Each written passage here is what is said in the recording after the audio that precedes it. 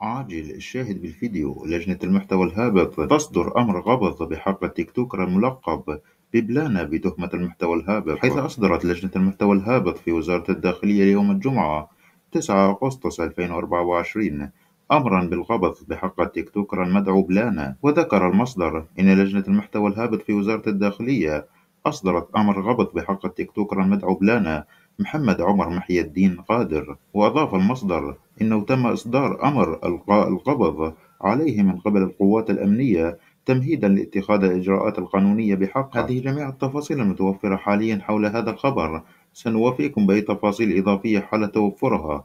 إلى هنا وصلنا لنهاية هذا الخبر ونهاية هذا الفيديو.